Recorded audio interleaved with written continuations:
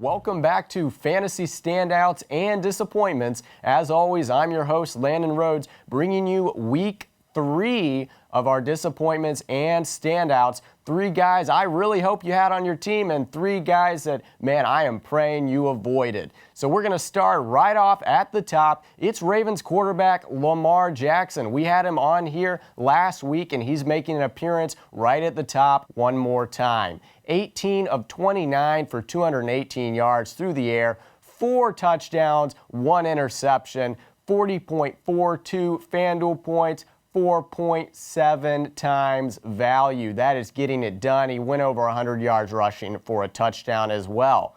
Coming in at number 2, backup running back for the Chicago Bears, that is Khalil Herbert, taking full advantage of a David Montgomery injury early in the game, and Herbert took over. As you can see in the stats right here, 20 carries, 157 yards, 2 touchdowns, 29.9 Fanduel points for 5x value for your fantasy team. If you put Herbert in there, you're probably looking at some big cash this weekend. Coming in at number 3, it's Devonte Smith, the Alabama Heisman winner. Year 2, he is looking great for the Philadelphia Eagles. He is not the only one either, as the Eagles were really a great team to target this week in general. I myself was highly recommending the Jalen Hurts, A.J. Brown stack, which worked out phenomenally, but not like this. If you had Devonte Smith and Jalen Hurts, you're probably looking at some massive winnings this weekend. He had 8 receptions, 169 yards, and a touchdown. That's 26.9 Fanduel points for a 4.5 times value. Great things from Devonte Smith, and he came in at a pretty reasonable price as well. All right, that's going to wrap up our top 3 standouts from this past weekend. Now I got to get to the disappointments, and this is going to be a bit painful if you rostered any of these guys, so just strap in. This might hurt a little bit.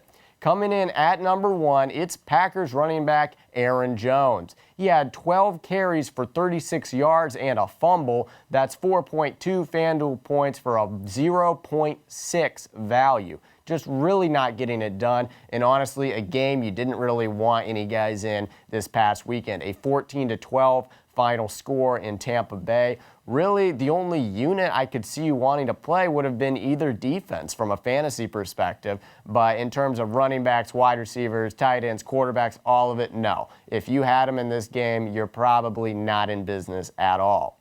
Coming in at number 2, a guy who almost made our standouts last week, but this week coming in our disappointments. It's Tyrique Hill, looking like a wounded cheetah this weekend, as he did go to the locker room with an injury. Tua did as well, but all the same, the Dolphins, they did come away with a victory somehow, but the fantasy perspective just not looking good for that. 2 receptions, 33 yards for Hill. And on top of that, 0.5 times value on Fanduel with a 4.3 score. Not the week you wanted from Tyrique at all. He's had some great weeks, but now we see the floor on him as well. So roster him with caution going forward. We don't know what we're going to get from him.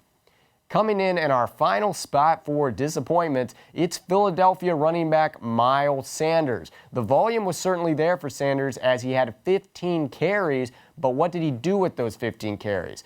46 yards, not getting it done. 4.9 Fanduel points for a 0.7 times value. And that's just not what you want in your lineups at all. Fanduel, fantasy, I don't care what it is, you did not want Miles Sanders this week. That is for sure.